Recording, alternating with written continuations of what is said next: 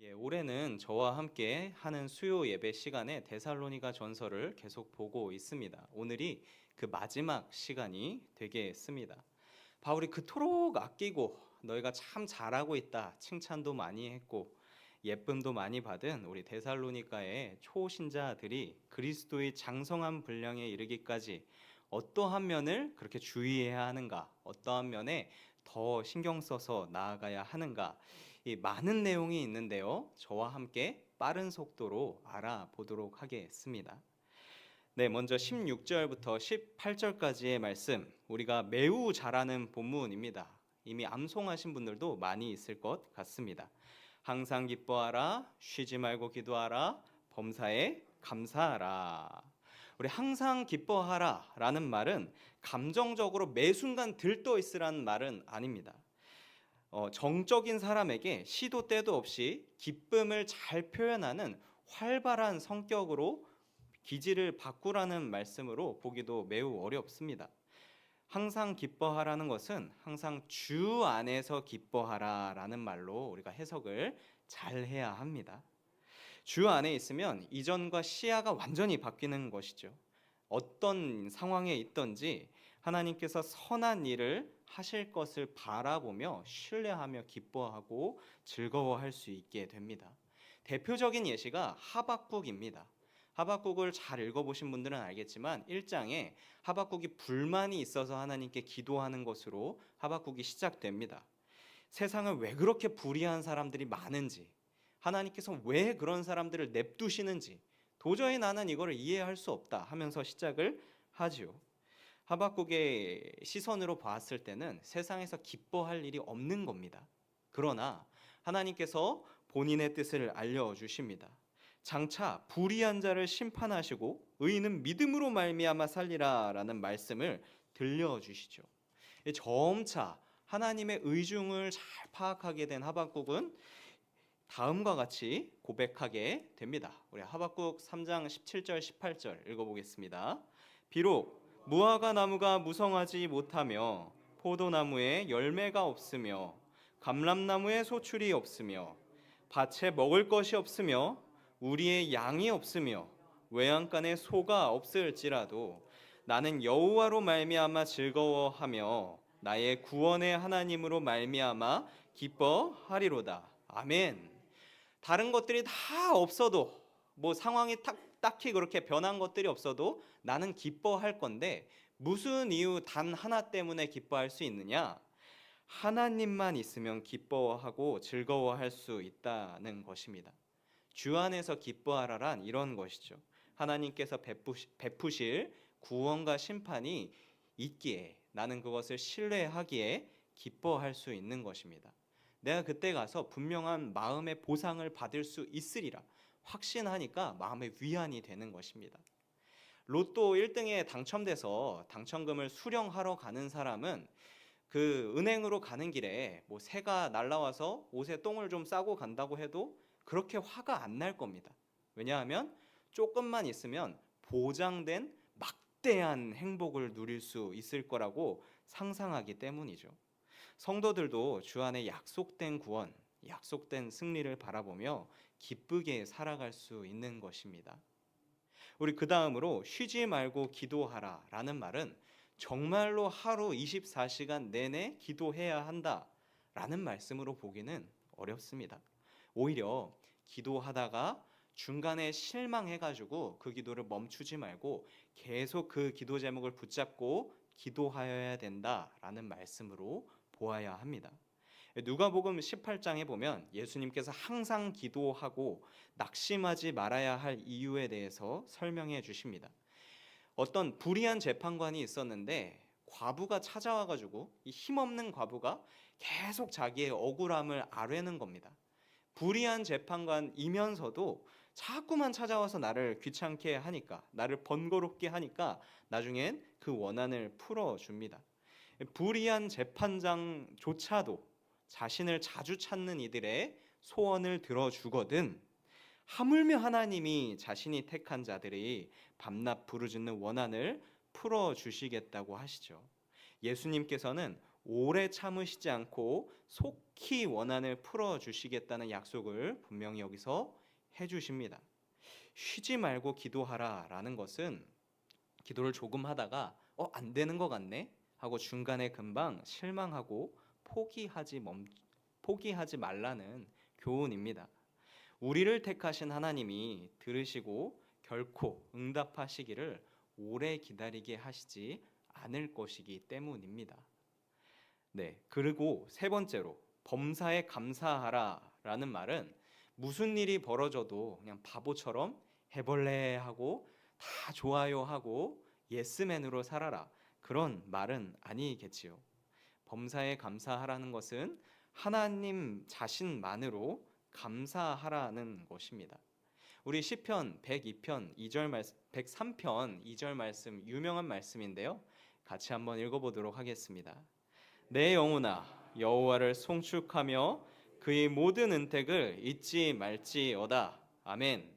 내 영혼아 하나님께 받은 은혜를 잊지 말고 하나님께 감사하자라는 뜻의 말씀입니다. 이어지는 시편 103편의 말씀에서는 이 감사해야 하는 이유, 너가 하나님께 어떤 은혜를 받았는지를 쭉쭉쭉쭉 설명하는데요. 제가 볼 때 모든 것을 아우를 수 있는 말씀이 5절에 있습니다. 좋은 것으로 내 소원을 만족하게 하사 내 청춘을 독수리같이 새롭게 하시는도다. 아멘. 하나님께서 나에게 주시는 것은 좋은 것입니다. 믿으십니까? 아멘. 하나님께서 범사에 나에게 좋은 것을 주십니다. 아멘이십니까? 아멘. 범사에 감사라는 것은 이것을 믿는 것입니다. 하나님께서 나에게 좋은 것을 주시는구나. 그러면 자연스럽게 하나님을 찬양하게 되고 그 은혜를 잊지 않고 범사에 감사하게 되는 것이죠. 이 세 가지는 예수 그리스도 안에서 너희를 향하신 하나님의 뜻이다라고 매듭을 짓습니다. 우리가 기도로 많이 구하죠. 주님, 도대체 하나님의 뜻을 모르겠습니다. 하나님의 뜻이 무엇입니까? 여기 있습니다. 항상 기뻐하고 쉬지 말고 기도하고 범사에 감사하라. 우리가 한 달 전에 매일 성경에서 읽었던 빌립보서 4장 말씀도 비슷한 것을 이야기합니다. 제가 읽어드리겠습니다. 주 안에서 항상 기뻐하라. 내가 다시 말하노니 기뻐하라. 아무것도 염려하지 말고 다만 모든 일에 기도와 간구로 너희 구할 것을 감사함으로 하나님께 아뢰라. 그리하면 모든 지각에 뛰어난 하나님의 평강이 그리스도 예수 안에서 너희 마음과 생각을 지키시리라. 아멘. 항상 기뻐하고 모든 일에 기도하고 감사함으로 하나님께 아뢰면 그 결말이 뭐라고 나와 있습니까? 하나님의 평강이 예수 안에서 너의 마음과 생각을 지키시리라. 아멘. 우리를 향한 하나님의 뜻이니라 라고 나와 있고, 그 뜻이 무엇이냐? 우리의 마음과 생각을 하나님의 평강으로 지키는 것이죠. 이것이 하나님의 뜻입니다. 내가 항상 막 기뻐해야 되고 막 쉬지 말고 막 기도해야 되고 막 범사에 막 감사하려고 안달을 내고 노력하면은 그것이 뭔가 하나님을 위해서 뭘 하는 것 같고 하나님을 드리는 것처럼 내가 열심히 살아서 하나님께서 이걸 보고 덕을 보시는 게 있겠지, 그런 것처럼 여겨질지 모르겠지만 사실은 이 말씀에서 보듯이 우리가 평강을 얻는 방법이 바로 이 세 가지 방법입니다. 하나님을 위한 것 같지만 사실은 우리를 위한 말씀이죠. 만만치 않은 우리네 삶에서 주님의 평강을 얻기를 원하신다면, 우리의 마음을 지키길 원한다면 이 세 가지를 통해 은혜 누리게 되시기를 참 축복합니다. 네, 그 다음 말씀으로 넘어가 보겠습니다. 19절 여기에 보니 성령을 소멸하지 말아라 라고 나옵니다. 성령을 소멸하지 말라. 갑자기 어려워집니다. 항상 기쁜 건 알겠는데 이건 뭘까? 많은 사람들이 연구를 했습니다. 어떤 사람은 이 말씀을 성령에 대해서 무관심하면 안 된다라는 말로 해석을 합니다. 성령께서 내 안에 계셔서 계속 나를 다스리려고 하는데 정작 나는 말씀에 대해서 관심도 없고 기도도 안 하려고 그러고 그냥 냉랭한 마음을 가지고 있으면 이 성령의 뜨거운 마음이 계속 식는 것이다. 그러면 안 된다라고 해석하는 것이죠. 또 어떤 사람은 불의하고 부도덕한 일을 하면 성령님과 멀어지는 것이다라고 이 말씀을 해석하기도 합니다. 아무리 성령이 충만한 사람도 자꾸만 거짓말하게 되고 습관적으로 막 화내고 막 도둑질하게 되고 그러면 그 마음속에 계신 성령님께서 떠나가신다라고 보는 것이죠. 또 어떤 사람은 이 완벽한 통제와 계획 아래서만 예배드리고 사역하는 것, 그것이 성령을 소멸하는 것이다라고도 봅니다. 최선의 예배를 계획해서 드려야 하는 것은 맞지만 예배는 100% 내 노력의 산물이 아닙니다.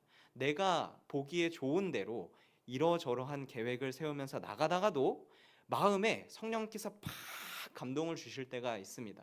그때가 되면 언제든지 성령님께서 원하시는 대로 하십시오. 내 계획은 이게 아니었으나 내 계획을 지금 내려놓습니다. 성령님께서 내 인생의 주인 되어 주십시오라고 성령님께서 틈탈 자리를 비워두는 것이죠. 나를 설득하시는 대로 성령님께서 인도하도록 양보해야 된다, 이렇게 해석하는 사람도 있습니다. 다 일리가 있는 말입니다. 다 일리가 있는 말이죠. 저는 여기에 에베소서 4장 25절부터 32절까지의 말씀을 더해드리고 싶습니다. 이 말씀은 어떤 말씀이냐? 이것을 행하면 성령을 근심하게 한다라고 하면서 성령을 근심하게 하는 리스트들에 대해서 쭉쭉쭉쭉 나와 있는데요. 우리 교회에서는 성령을 근심하게 하는 거나 성령을 소멸하게 하는 거나 똑같은 말이라고 봅니다. 우리 에베소서 4장 말씀 한번 같이 읽어보도록 하겠습니다. 제가 쉬운 성경으로 가져왔습니다. 시작. 거짓말을 하지 말기 바랍니다. 우리는 한 몸에 속한 자들이니 서로를 진실하게 대하십시오. 화가 나더라도 죄를 짓지 말며 해가 지기 전에는 화를 풀기 바랍니다. 그렇지 않으면 사탄이 여러분을 공격할 수 있도록 놔두는 것이 됩니다. 도둑질하는 사람이 있으면 도둑질을 그만두고 새로운 마음으로 일을 시작하십시오. 그 손으로 열심히 일하여 오히려 어려운 사람을 도우며 살아가십시오. 말을 하려거든 남의 험담을 하지 말고 다른 사람을 칭찬하는 유익한 말을 하십시오. 여러분의 말을 듣는 사람들이 도움을 받을 것입니다. 하나님의 성령을 슬프게 하지 마십시오. 성령은 여러분이 하나님의 자녀임을 증언해 주시는 분입니다. 하나님께서는 마지막 날에 여러분이 구원받을 것을 보증하시기 위해 우리에게 성령을 보내주셨습니다. 원한을 품거나 화내지 마십시오. 가시돋친 말로 다른 사람의 마음을 아프게 하지 마십시오. 친절히 대하고 사랑과 온유함으로 하나님이 그리스도 안에서 여러분을 용서하신 것 같이 서로를 용서하십시오. 아멘.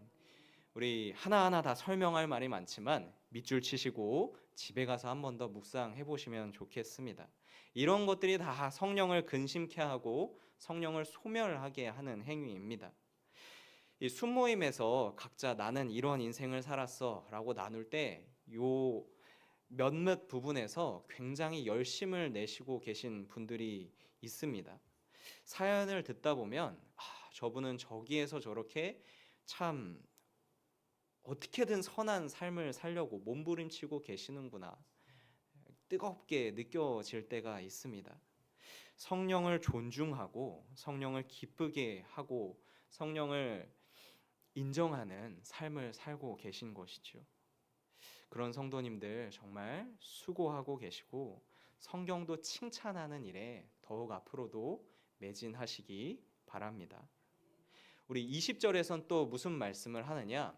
예언을 멸시하지 말라라는 내용이 나옵니다. 쉬운 것 같은데 어렵습니다. 예언을 멸시하지 말라. 저도 예언해야 되나? 그런 생각이 들 수 있습니다. 그러나 본문의 예언이란 성경을 말합니다. 우리에게 기록된 이 말씀, 성경. 그리고 조금 더 보자면 성경을 잘 해석하여 적용하는 것까지, 설교 정도까지를 이 예언이라고 의미하는 것입니다. 사실 성경이 미래에 있을 일들을 예언해 놓은 말씀이시지 않습니까? 하나님께서 앞으로 이렇게 하실 것이다 라는 내용을 잘 기록해 놓은 말씀입니다. 예언을 멸시하지 말라는 말은 성경 말씀과 그를 해석하는 설교를 멸시하지 말라는 뜻입니다. 당시에는 데살로니가 전서가 쓰여졌을 당시에는 물론 신약 성경이 다 완성이 되지 않았을 시기입니다. 로마서도 요한계시록도 그리고 다른 몇몇 성경들도 이때 당시에는 없었습니다. 그러니까 예언의 말씀이 계속해서 나오고 있었고 그것이 이제 주변 사람들에게 전달되면서 함께 읽어볼 필요가 있었던 것이죠. 예언의 말씀이 계속 새롭게 나오는 시기였습니다. 그러나 지금은 성경이 완성이 되었습니다. 이제 더 이상 성경 외에 추가적으로 하나님께서 주시는 계시의 뜻은 중단되었다라고 봅니다. 우리가 꼭 알아야 하는 하나님의 계시는 성경 안에 이미 다 있고 하나님께서는 충분한 만큼 그 이상으로 성경에 새로운 내용을 덧입혀 주시지 않습니다. 제가 무슨 말을 드리고 싶으냐? 간혹 누군가 나는 예언의 은사를 받았다라고 하면서 2000 땡땡년에 어떠한 재앙이 벌어질 것이고 나는 이번에 코로나 사태가 벌어질 것도 이미 다 예언했었었고 이 뭐라 이거 성경에 예언을 멸시하지 말라라고 나와 있으니까 경계하라. 이 말씀대로 내가 살고 있다. 이런 식으로 이 말씀을 오용하는 사람들이 있습니다. 그런 말씀을 들으시면 경계해야 합니다.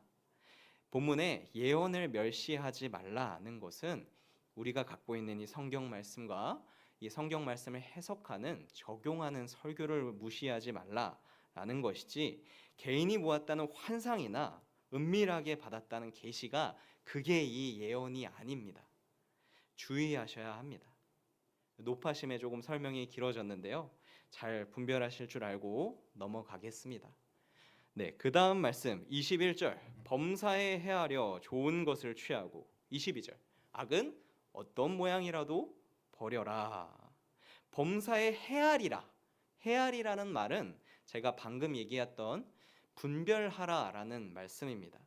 어떻게 범사에 분별을 잘 해낼 수 있느냐? 어렵지 않습니다. 우리 위에 다 나와 있습니다. 항상 기뻐하고 쉬지 말고 기도하고 범사에 감사함으로 하나님의 평안으로 내 마음을 잘 지키고 성령을 소멸하는 즉 성령을 걱정하게 만드는 일들을 멀리하며 예언의 말씀 그러니까 주어진 성경 말씀을 잘 존중하면 분별력이 생깁니다. 갑자기 없었던 내용이 확 끼어든 게 아니고 앞에서부터 있었던 내용을 차근차근 이루다 보면 분별력이 생깁니다. 참 쉽죠. 그런 과정에서 좋은 것만 취하고 분별력을 갖고 감지되는 악은 어떠한 모양이라도 버리라고 이야기하고 있는 것입니다. 요즘 매일 성경에서 자주 묵상하고 있는 내용입니다. 사람이 보기에는 좋은 것이 좋아 보이고 합리적인 것이 좋아 보이고 많은 사람들이 동의하면 다 해도 되는 것처럼 여겨지지만 사실은 아닌 것이죠. 하나님이 정하신 규례대로 해야지 그것이 좋은 것이고 무엇을 하나 하더라도 하나님께 여쭤보고 하는 것이 선한 것입니다. 우리 서양 속담 중에 이런 말이 있습니다. 지옥으로 가는 길은 선의로 포장되어 있다. 아무리 좋은 의도로 포장되어 있더라도 하나님의 질서에 부합하지 않는다면 그것을 버릴 수 있는 용기가 있어야 합니다. 내가 그 길을 가다가도 이것이 아쉽지만 내가 여기까지 집어넣은 노력과 시간이 얼만가 하고 아쉬운 생각이 들 수 있겠지만 그 자리를 박차고 나올 수 있는 용기가 있어야 합니다. 우리 베레스 우사를 비롯해서 많은 신앙의 선배들이 반면 교사의 모습을 보여주었습니다. 나는 이게 좋다고 생각해서 했지만 사실 이게 하나님의 뜻이 아니어서 벌받았다. 성경에 얼마나 그런 사람들이 많이 있습니까? 우리는 악한 것이 분별이 되는 대로 일찍 버리고 건강한 신앙을 가져야 하겠습니다. 마지막으로 23절에서 24절은 하나님이 우리를 온전히 거룩하게 하시고 그리스도의 재림의 때까지 흠없게 보존되기를, 또 이것이 하나님의 열심에 의해서 이루어질 것을 이야기합니다. 네, 저는 이 부분이 정말로 좋습니다. 이 부분이 은혜의 말씀이기 때문입니다. 이제까지 제가 정신없이 성도님들 이거 해야 됩니다, 저거 하면 안 됩니다, 이거는 이거랑 다른 겁니다, 그렇게 율법적인 내용들을 잘 이야기해 왔는데, 율법적인 이야기의 끝에 하나님께서 우리를 시키신다란 말이 얼마나 위로가 되는지 모르겠습니다. 사실 우리가 넘어지고 낙심하고 실망하게 되고 회의감을 갖고 하게 되는 이유가 뭐 때문입니까? 우리가 좋은 목표를 몰라서 그렇습니까? 좋은 방법을 몰라서 그렇게 맨날 넘어지게 됩니까? 그런 경우는 생각보다 많이 없습니다. 대부분의 경우 다 알고서도 넘어지죠. 항상 기뻐하라 라고 처음에 배웠는데 내가 잘 알았습니다. 이게 하나님을 생각하면 기쁠 수 있구나. 그렇게 항상 기뻐하는 삶을 배웠으니까 기뻐하며 살 수 있는가? 이제까지 저는 숱하게 넘어졌습니다. 맨 마지막에 악은 어떠한 모양이라도 버려라 라고 배웠습니다. 성경에서 잘 읽었었고 하나님이 나를 향한 분명한 뜻이다 라고 내가 배웠지만 실제로 내 삶 속에서 악을 그렇게 잘 버릴 수 있는가? 이것도 저는 좀 씨름하고 좀 싸워야 버릴 수 있습니다. 때로는 다 분별해 놓고 명확하게 지금 내 눈앞에 있는 이것이 죄악이다, 하나님께서 싫어하시는 것이다 라고 판단이 다 앞서도 그래도 마음이 어려울 때가 있습니다. 아무리 좋은 율법을 가지고 있다 하더라도 이게 내 힘으로는 도저히 쉽게 실천이 되지가 않는 것입니다. 그런 것이죠. 담배가 몸에 안 좋다는 것은 다 알고 있지만 이미 담배에 중독된 사람은 내 돈을 주고서 담배를 사서 담배를 필 수 있는 곳까지 걸어가서 내 손으로 담배를 피게 됩니다. 헤어나올 수가 없는 거죠, 자기 힘으로. 이런 우리 사정을 다 아시는 평강의 하나님께서 말씀하신 것입니다. 하나님이 친히 너희를 거룩하게 하시리라, 그가 이루시리라. 우리 고린도전서 1장 8절 말씀 다 같이 읽어보도록 하겠습니다.